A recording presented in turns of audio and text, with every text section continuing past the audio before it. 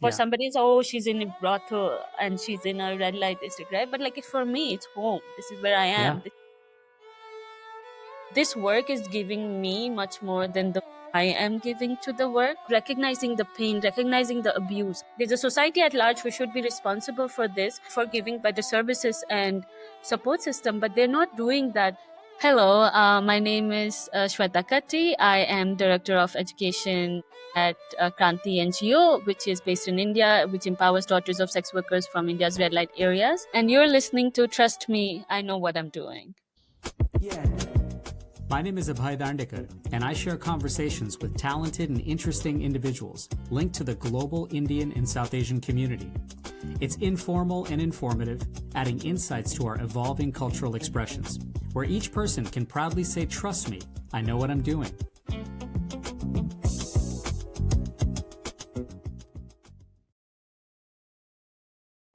Welcome, everyone, to this episode of Trust Me, I Know What I'm Doing. When I think of the words courage and empowerment and self determination, these are kind of descriptors that sometimes get thrown around fairly lightly, but I believe they mean something with a very great deal of gravitas and weight when it comes to my next guest. Shweta Katti is an inspiring leader at Kranti, an organization in India that is dedicated to empowering girls from red light districts with a backdrop to become agents of social change.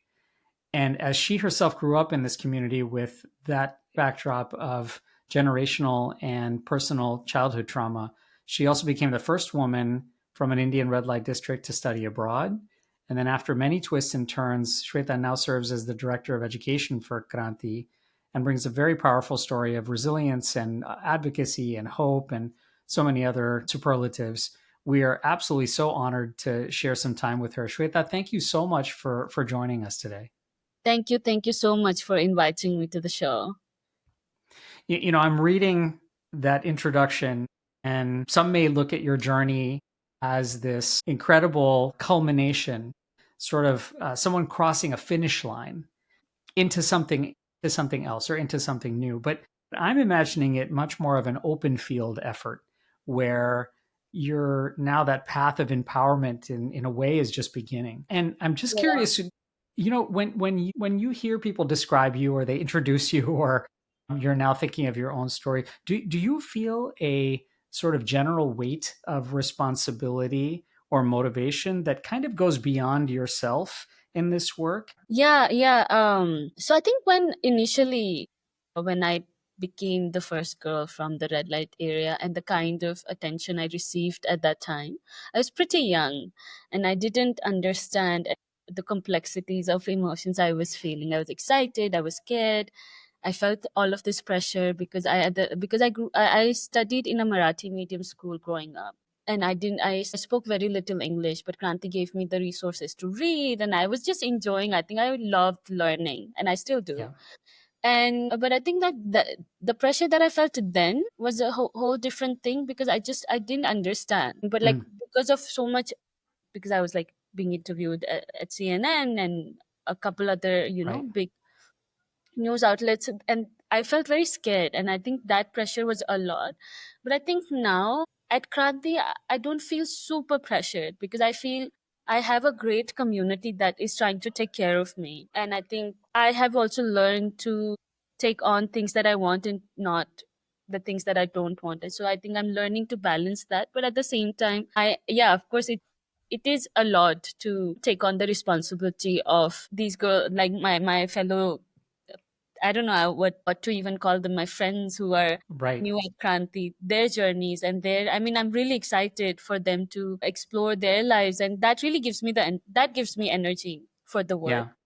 But Yeah. we have great team at Kranti that really helps. Yeah. Right. No, I mean, it's a definite team effort. I'm imagining when people who have not necessarily had the weight of the experiences that you have, when they reflect back on either some of their own background, their history, their childhood, their adulthood, they are certainly faced with a great sense of giving and a great Mm. sense of trying to become, integrate back into their communities and sort of give back. Has that notion of giving actually taken on maybe a different spirit now, especially as you've come back and tried to work with some of these, as you said, it's kind of difficult to exactly name who they are, right? They're your friends, they're your people that you Family. work with, Yeah. right? But so, I mean, has that sense of giving actually taken on maybe a new meaning for you?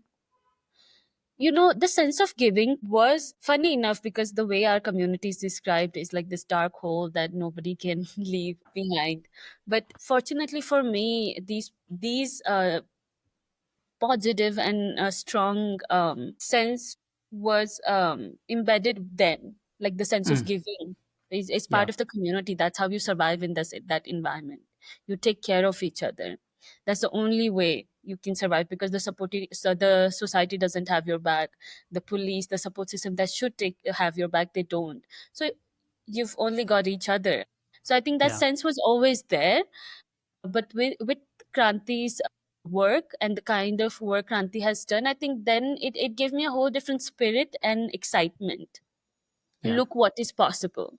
Because then there was not just dread, like there's not only dread, but oh my god, that there is nobody. But there is somebody now, like there is Kranti, who has constantly worked on providing these opportunities, a support system to girls like me who have really, I mean, because of the opportunities, of course opportunities, but also the kind of support system and love that was possible at mm, Kranti really gave us the wings to fly in the yeah, directions that we wanted to. So I think that possibility really gives me a lot of joy and excitement for the girls that are here. And oh my God, the girls who are here now are so brilliant and amazing and full of life. We have girls from age 8 to 20. We mm, have about 25 to 30 girls right now. And just to see their joy of learning. So it's natural. The giving is natural, because I mean, I don't think there was anything else I was supposed to do with this life. I think I was supposed to do this. Yeah, and I think, I mean, this work is giving me much more than I am giving to the work or Kranti sure. or the girls, because in this world right now, especially, it's very difficult to find grounding, focus, and purpose, because there's so much always going on. Because I have something to ground me, I know that I have to come back to this. I have to stay sane for this. So Yeah. that really keeps me going. Yeah, I mean, it's a different sense of purpose, but it seems like every day there's some fuel to that. Yeah.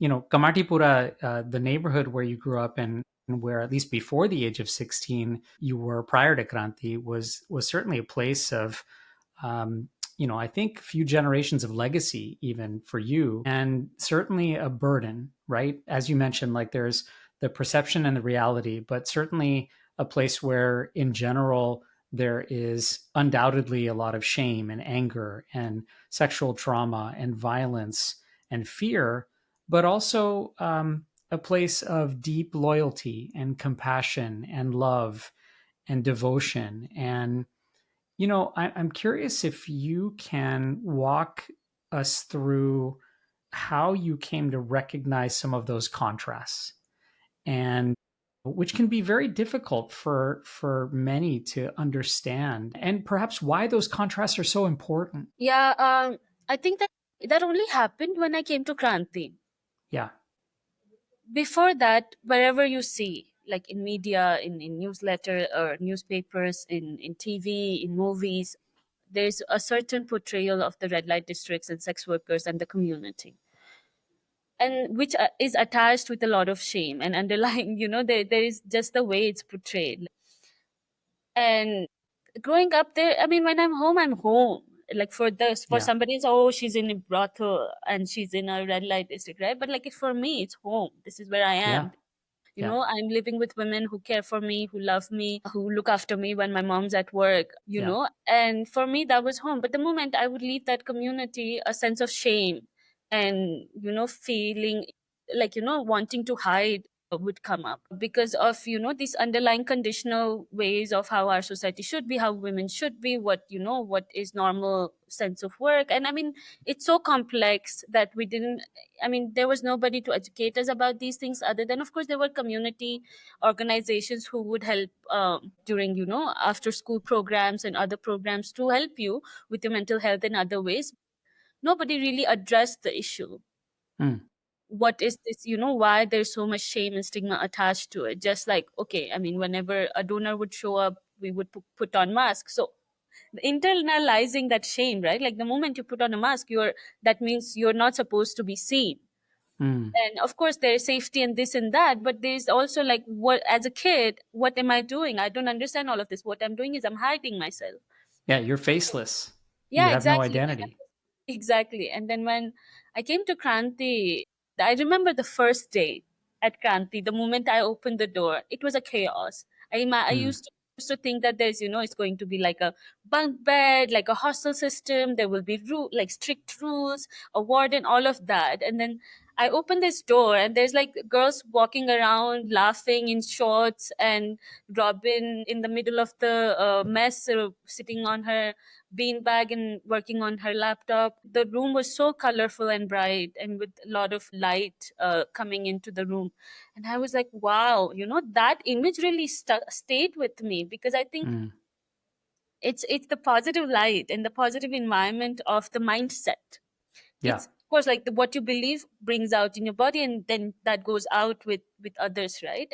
And then when how we started addressing our community, and because Mm. that they really started asking us like, how do you see your mothers, how do you see your community? And then I realized that I have been internalizing the external mindsets of about my community, my women, my mothers, my aunts, but I've not explored what they are to me, because they are my Yeah. mothers, my aunts, my family, and that's a community that is standing strong. I still remember, and then that's when we started talking about the moments when we love. Like for example, every Sunday, everyone would make non-vegetarian food, chicken, mutton, this and that. And the community has incredible food because people are from Bangladesh, Nepal, and south of India, all Yeah. different places. So the cuisine was incredible. Whatever you cook, Not to mention the friendships and the relationships that exactly. everybody has there. Yeah. And then because you're left to fend for each other, then you Yeah. do. And I mean, we're humans. That's what, we know best to do.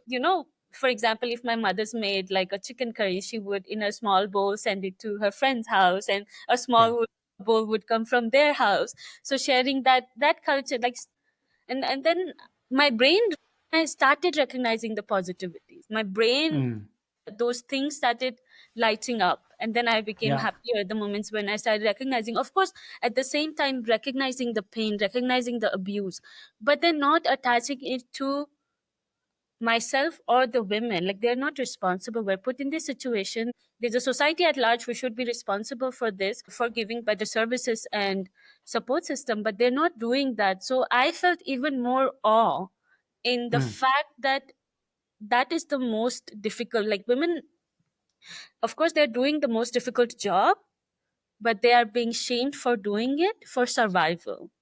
Yeah. And yet, Yeah. in the midst of that, they know how to love not only their kids, but women who are together in this journey, and the families who they live together with, even with the hardships that they come with everyday life in that community. When you think about exactly what you just explained, which is coming to terms a little bit with those two pieces, right? The trauma that's inherent to living and being in this community, and yet the incredible amount of loyalty and support and community and food and those things that you described, they're two things that are integrated into exactly what it's like to actually be and exist in those areas in that community as a woman. When you explain this perhaps to your mother or to some of her friends or even to some of the women there, how do you go about actually sharing both of those aspects and why they're so tightly woven together? Do they have a similar kind of aha moment, or is it a little bit more difficult without the backdrop of Kranti when you're explaining this to someone who is actually in that environment? Maybe not one of the girls, but maybe one of their family members. I think my experience has been, I've not necessarily gone and then, I never felt like I should go and educate really, because I felt, Yeah, but then what really happened is, the joy I felt, I would take it with my body. Like, if I'm feeling joyful about certain things, I will, that my body will express. And then that joy yeah. would, you know, they would feel it. And how we're treating them would change. Like, for example, a new sets of like Krantikaris just started in our new home in Himachal last year in July. And by the way, I should mention that not necessarily with the notion of educating, but rather just explaining and sharing. I know. Yeah, but I think I never really went on to it. I think it happened experientially with like me Mm, feeling it and them yeah, feeling it, like it being without having to say those specific things. But got then, of it. course, Yeah, like what happened really then, I think what really Kranti did, because it's a home, Kranti's home. So we lived in, while we were in Bombay, we lived in rental apartments, which got kicked out of every 3 years because of yeah, and they would find out about where we're from. yeah. But all the mothers would come to Kranti home Mm, to, party sometimes, like, and at one point when they would have their own parties with like, they'll bring their own little drinks, they'll make drinks and they'll drink and they'll dance and, very unapologetically and just of very course. like, just have fun. And the friendships, what I loved was, of course, the friendships back home also are still there, but the friendships between the mothers that Yeah. developed and caring for each other. And I think that sense of yeah, freedom and joy I could really feel in them, like, and they seeing them, how their daughters are living completely freely in their own truth. I think they really, it really, I think it Mm, impacted very energetically rather than a dialogue. Of course, the dialogue would happen in yeah. terms of, for example, when I was born, I didn't know my mother had ever done sex work. Yeah. She was a factory worker to me, and my aunt was a sex worker. We lived in a brothel. But when we came to Kranti, which is when she found the courage, or she felt like she's safe enough to say those things to me and my Yeah. sisters, because she didn't, before that, she thought, I don't know how this was going to go. Yeah. Yeah. You've written, I've read some of the things that you've written about knowing, the I almost like the empathy that it requires to actually be able to lead in this space. And you've written about knowing the smell of a brothel corridor, and living in fear of being sold or trafficked. How do you describe that empathy that it takes to now serve as a leader in helping to empower women in this particular space? I think for me, I think the fear was so much from men than, the women that were I was growing up. With the fear existed safety at the same time in a strange way, because Mm, I had the women to take care of me, but and yeah, then there still existed the fear of, being exploited. But then, and which was, I mean, I was sexually abused multiple times growing up, because no matter, I mean, these things are unfortunately find their way, unfortunately. But I mean, I think women around me did the most to take care of me in those times. I think having lived that life, and I mean, I don't come to this work with like a sense of, oh, I'm going to save. Like, I don't feel that sense whatsoever. I sure. feel like this is my skill. This I know in my body, in my spirit, and this is what I have to give back, and this is what I can give. And I think every time a girl now, because there are multiple times they've been here for over a year, and then they open up about their sexual abuse by stepfather, which happened with me as well. Their complicated relationship with their mothers, which is, I mean, the stories are different but very familiar. Sure. So that sense of home with each other is there. I'm Mm, not, the funny thing that is happening now, when Robin was running the show, I mean, she still is, and we're part of the team, but she still felt like, oh, somewhere out there, right? Like, oh my mm, God, she's so incredible. She's so smart and intelligent, all of that. With me, and my sister who's also working at Kranti now, the girls feel like, oh, they can do it, we can do it, Right. because there's a sense of family, a sisterhood. There is no like somewhere out there. She's Yeah. come from the same community. She's come from the same, yeah, Of the course. mothers, and so these dreams are not far away. Mm. Is what I love about this, what Kranti has achieved. It's amazing because some of the girls who are, for example, some of the Kranti girls are studying in the US, some are studying in Europe, and they come home because for most of them, this is home. For most of us, Yeah. this is home because our mothers have passed away, or there is no other family, mothers are living in difficult conditions, and the safety still is at Kranti while they're making their own way in the world, of course. Sure. And for these girls, oh, look at my Didi from Rome. Oh, look at my Didi from Paris. Look at my Didi from the US. Like for them, Yeah. it's closed, the dreams. And I think that's what Kranti's done. Kranti's closed the gap between what Mm. was impossible, what seemed to be impossible is now very possible. So I Yeah. think that I would say empathy and a love, I feel like, so much. Like I feel so more than, oh, we share experience. For me, more than that is like you're me, I'm you, and we're together. Like, let's do this. And I Yeah. don't know what's gonna change and what's gonna happen, but we have so much fun. I love these kids, and they give me more, like same for my sister as well, and the entire team. They give us so much love in return, and more, and they don't even know what they're doing here, like Right. most of them, like they feel sense of safety, and they're studying, they're educate, they're learning about the world. The older girls get it, Sure. what Kranti is about. The younger ones who we didn't think we will take on because they're 8-year-olds, 9-year-olds.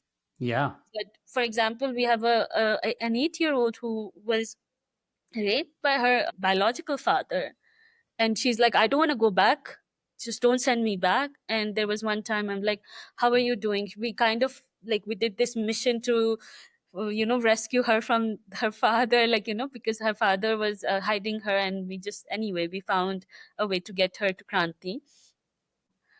So one day I asked her, how are you doing today? And she Mm. said, tik tak, I'm okay. She's like, then I said, how do you like it at Kranti? Are you enjoying? She loves coloring and painting. So we were having this conversation while she was painting. And she's like, I think about it sometimes, about father and what happened. And I was like, okay, then what do you do? And she's like, मैं क्या ही कर सकती हूँ? She's an 8-year-old. Mm. And I'm like, okay. Then I was like, okay, मैं क्या ही, what can I do? I mean, what Yeah. could have I done? And then I was like, okay. I said, you can come talk to me. Whenever you're feeling down or these thoughts come Mm-hmm. up. Then she's like, but then you will also leave. Mm. And I was like, no, I will not leave. I'm here. I mean, I'm here for good, and I'm gonna, I may go away for a trip for a few days, but I will come back. And she said, okay. And I said, you can call me then. And then there was this one time when the staff went away because their older girls are 20, and a couple of them really can take care of everyone. And they were back from their karate classes and watching movies. Saturday nights are their movie nights, Bollywood bullshit movies.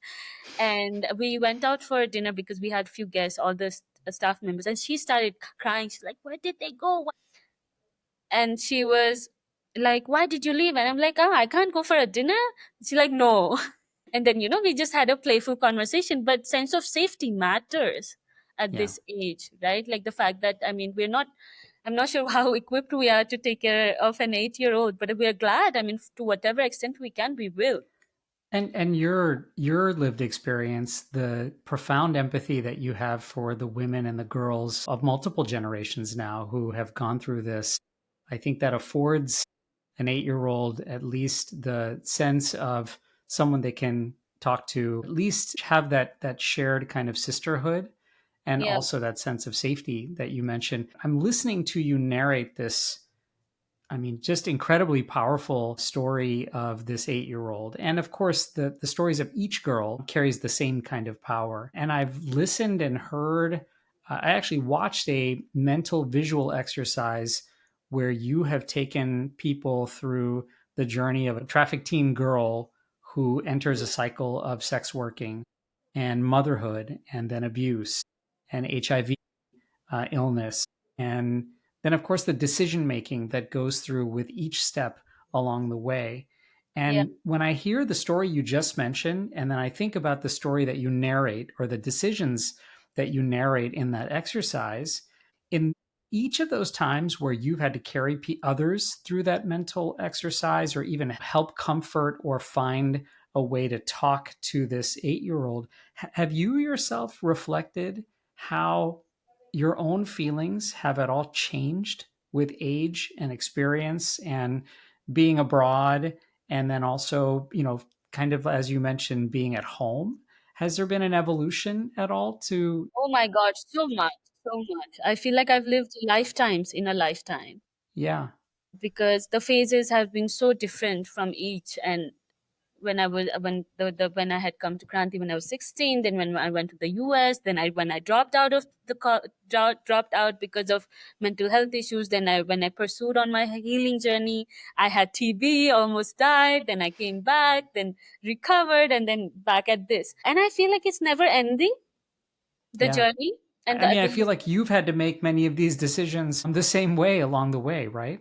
not in the same ways, but yeah, leaving my family was not the easiest. Like, it just was not. Like, I cried for weeks, weeping for, like, for my mother. Like, I had Mm, such a difficult time leaving my mother and yeah. my sister. And but like now all my sisters are at Kranti, my mother also works at Kranti. So I'm really grateful for how the journey has turned out, and because it also gives me the luxury to dedicate my life to Kranti, because Kranti's taken care of, my mother as well. But yeah, those, I mean, one thing we keep discussing at Kranti, like, a girl should not have to leave her family, Mm, right? But we do, unfortunately, we have to yeah. find our own potential, to reach our own potential, to find better resources for ourselves, and then therefore for our family. So that has always been difficult, because I think I really just miss the sense of, the festivals we celebrated in the community, the joys we shared. Of course, it was difficult, it was not easy, but that doesn't mean that I don't miss it. Like, I don't miss those family. I miss women, the women that took care of me. They were, Yeah. my greatest joys. I still remember the how well they took care of me, how much they loved me. And I feel so bad that I've taken their love for granted, their care for granted. I've never taken into account for, like, their care for me. Are there some are there some girls who, based upon some of that difficulty sometimes of being extricated from their families or missing their families so much, even within Kranti, and that they're not Kranti, like any other organization, may be prone to this, but are there some girls who, where this doesn't work, that they do need their families, they do need that sense of Yeah. community, and of course Yeah. they may go back to an environment like that, and for that matter, continue in commercial sex work Yeah. or other kinds of things. I think one of the greatest thing about Kranti is that it never takes away the support, no Mm, matter if you leave Kranti. Like, for example, yeah, Kranti's, or in the moment you've entered Kranti, and if you leave even within a year or 2 year, Kranti will still look after your health insurance. Kranti yeah. will still provide for your mental health support and any medical emergencies and any support you need, like from a community sense, or like for jobs or for anything. So the communication is always there. Like, you're not left stranded just because you decided not to continue at Kranti. Yeah, I mean, it's not necessarily a black and white rehabilitation, right? I Exactly. mean, That you exactly. really, And it's not, if you don't fit into our, yeah, it's not possible. So I mean, and I think because Kranti works on a smaller scale, there's always an yeah, individual connection with every single person. yeah. So And it that is, seems like it's quite the longitudinal relationship building, yeah, more than anything else, too.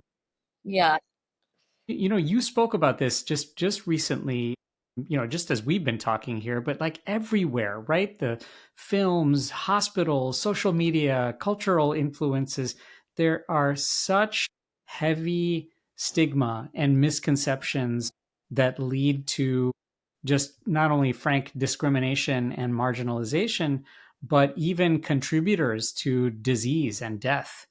And exactly. I right, mean, when you talk to people about some of these misconceptions and the just real incredible discrimination and marginalization that you have both faced and you see people face every day, what are the top things that people just frankly need to unlearn and they need to let go of when it comes to what they think they know about sex workers or this environment? I think one of the things that I think people need to recognize what courageous and resilient and strong women these women are.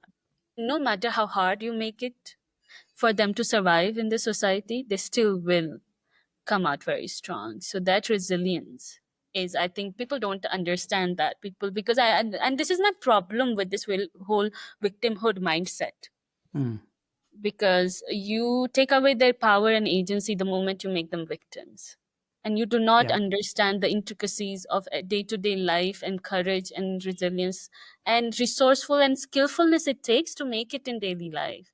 Mm, And what are you talking about? Can you spend a day or a moment in that circumstance? No. Think about it. That's why we do that activity that you mentioned earlier, no? The whole yeah. trafficking activity. And then it shakes people like, oh my God, these decisions are actually very difficult. They're not easy, they're Right. not black and white, right? And for me, I don't care what anybody thinks. For me, they're the strongest women on this planet. Yeah. And yet Yeah. have, I mean, and they continue to do what they do with love for their children and kids. And of course, for whatever reason, it may be themselves or family or whatever reason. I don't think I or anybody else is in the position to judge, because you're not in those shoes. You're not in those circumstances. I think that for most one needs to understand. And the fact that you have an opinion about this is the privilege for you to Mm, have an opinion, right? right. But you're losing out, like, because I'm not going to be like, you need to look. You're not understanding the reality of human capacity and capability and possibility. It's your loss, really.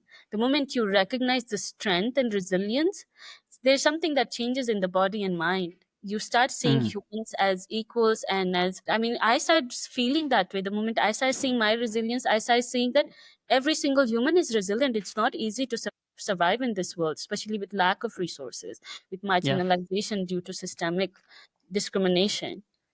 So How for do you me, combat that, by the way? I mean, how do you combat people from immediately judging? they do. They judge, and most of them don't. Yeah, Like we've. I mean, we've also become very. I mean, because we've spoken about it so loudly and openly that a lot of people understand our work. And Kranti just stands for itself. Like the where. I mean, when you speak to me, it's very different. Like you wouldn't think, oh my God, like it changes the mindset. Like, oh, I wouldn't think, it is already a change the moment you engage with one of the Krantikaris, because of there's a course. huge difference.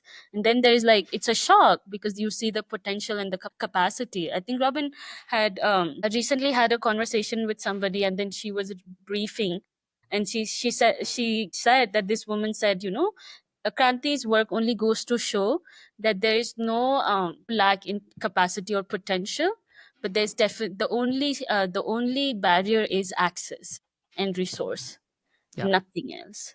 In Yeah. any community you take, I mean, and of course, consistent human, support and that intention to keep on going. Yeah. Yeah. If you are able to, you're whole. If you're really whole in yourself, you will never judge another human being because you Yeah. understand human reality. Yeah.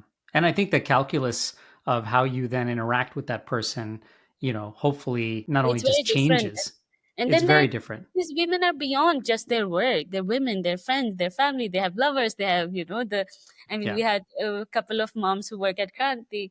One of her boyfriends, we make fun of her, and like the men are constantly hitting on her, like, so we would, Yeah. so there are these conversations too. There's this fun, like I mean, now I'm older, so I can have a drink with them, and it's a very different relationship. And Yeah. there's a humanness to us in this Yeah. community, right? Yeah, and I don't think that it's important to recognize, of course, that again, you go from being this, faceless, unidentified person with the perception of, no sense of self, and at the same time there is the exact opposite of that, right? Each person has their own identity, their own feelings, their own joys, their own ability to emote and have fun It's and a have complex joyous system, relationships. right? Yeah, It's not possible to be like, this is right, this is wrong. It's not. I right. mean, even I am making mistakes in my daily life. Right. me. Right. Yeah, Can, where is there space for compassion? If there's no space for compassion for myself, I will definitely not have it for others. So if somebody's judging, then there is a lack of compassion. So yeah. then, therefore, I feel bad for them, not for my community, really. But of course, there we still live in the society and systems that are not serving.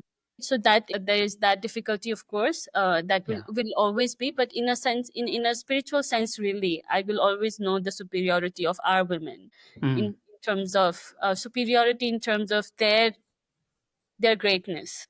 yeah. Yeah. Can I ask you? I mean, you yourself, and of course, many of the women and girls that you work with have suffered such trauma from men. And yet some of the most uplifting ladders of kindness and protection and giving have come from men in this community, street vendors and community members who have been men who have been able to protect and uplift in that way. What do you think, in your opinion, has to structurally change to bring more of those men to light, to bring more allyship, to dismantle this idea of toxic masculinity within our society? I mean, I think the toxic masculinity harms just as the men just as much as it definitely. I mean, not just as much, of course. It's harmful all around. Yeah, exactly. It's harmful all around. And I think one thing that, because I think growing up, because of patriarchy and the way men are portrayed in our community, in our society through media, news, this and that, like powerful and somebody you need to feel validated by, right?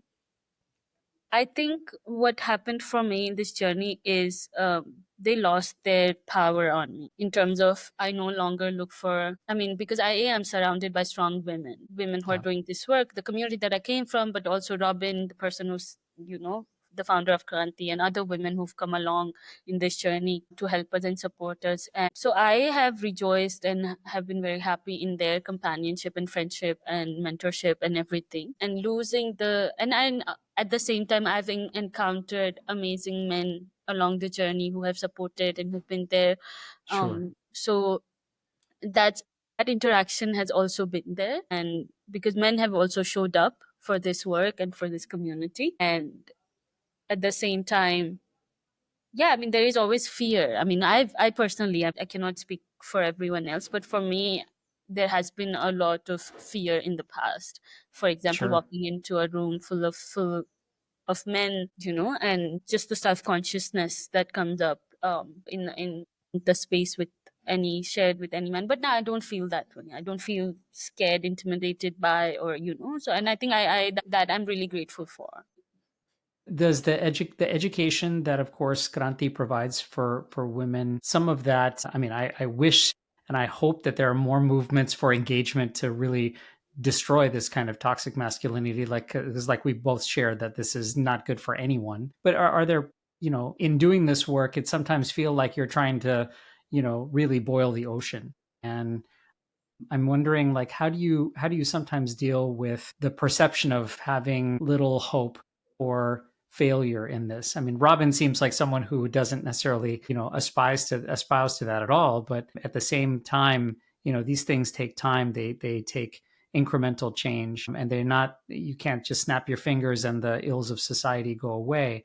So I'm curious, like, in a effort to, whether it's building allyship with men and destroying toxic masculinity, to even trying to rehabilitate or even rescue, or for that matter educate as many girls and women as possible. How do you deal with just the sheer mass of this problem? We make our women stronger and the girls strong. I mean, because unfortunately, I mean, we've been, yeah. I mean, there have been changes. I mean, the fact that you're addressing this, right? Like, I mean, I think a lot of men are also seeing that this is not good for themselves. And I think a lot of men are treating women with respect. At the same time, there's still men who are not, who Right. don't understand and I think our only Kranti's only, I mean, we change people along the way, but also I think our weapon is to make the women and the girls stronger and make them feel, because I think this, and especially in our Indian society, like marriage and having a husband is such a big deal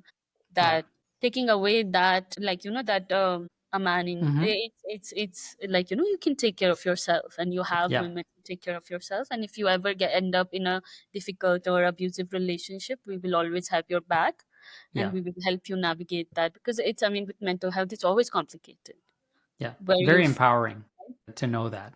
yeah, and but I mean, yeah, and so we don't say like, it's not, for example, ticks, right? Okay, now this girl is empowered, she's not gonna, it's not like Right. that. It's a Yeah. complex, messy, and we are constantly, as humans, and not only this community, but I think as humans, everyone's constantly exploring themselves, understanding themselves, the complexities of our minds or of our sense of being, and our relationships, and how we connect with Of what, course. and how, in what depth, and in what toxicity or not, and I think for what Kranti's done really well is introduce spirituality and sense of inner well-being, become Yeah. being the greatest part of our work, that you need to be okay.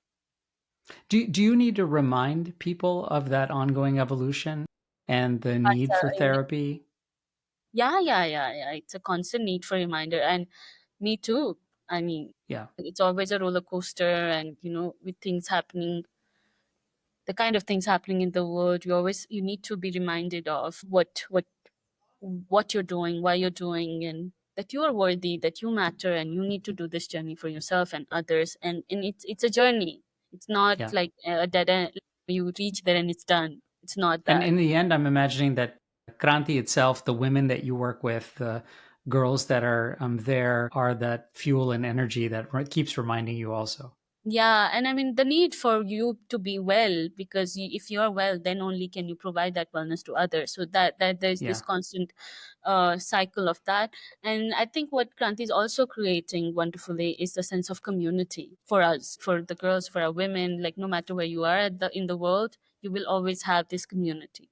You'll always have this, And I think that not a lot of people have in this world. Even if you have a lot of money, a lot of a sense of understanding, a sense of knowing, a sense of being held is not money can't it's community, no Yeah. matter how much money you have or don't have.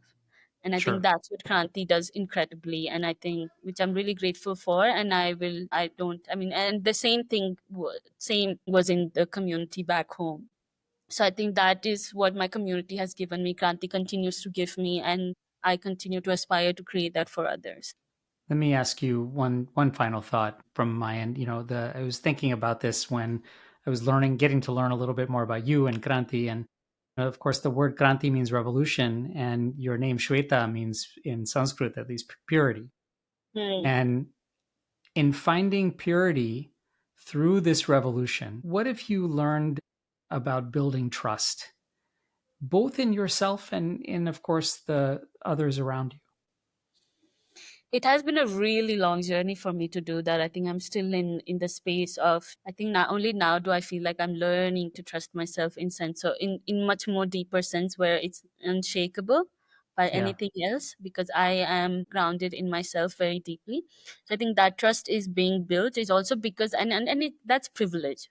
It yeah, comes from the community that I have, the people that I have who are, there no matter the highs and lows that I have in life. And I think trust, Robin really has showed me, because she, somebody who showed up no matter where I was, how I was. She showed up. yeah, She was like, I will not give up on you.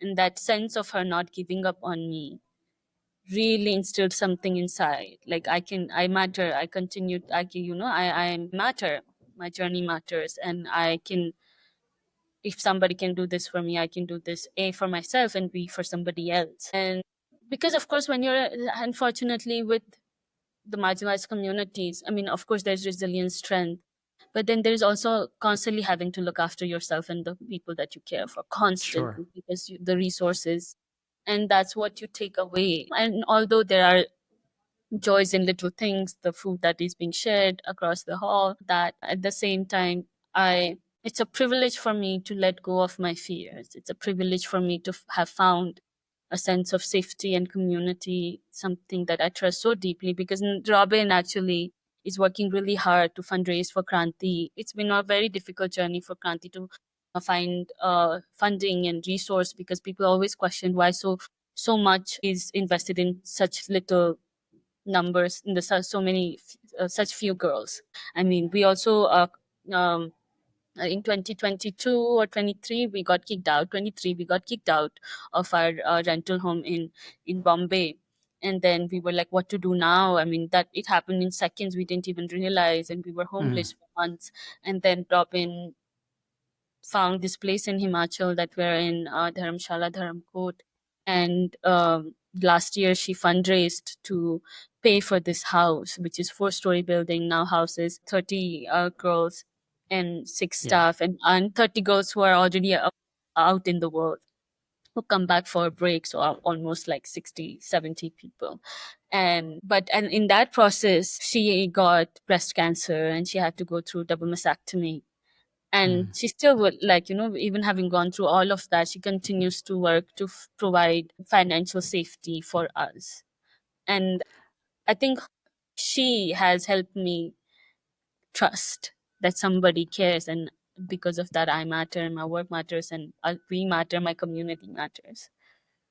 I imagine that that sense of privilege that you just mentioned in being able to trust yourself, and of course it comes with a great cost, and yet when people around you see how that translates to, great giving and great outcomes and the things that you've been able to accomplish, that trust in yourself must feel very infectious to the girls that you work with. And Yeah, of of course that course. comes with so And much that's that why you've it just becomes mentioned.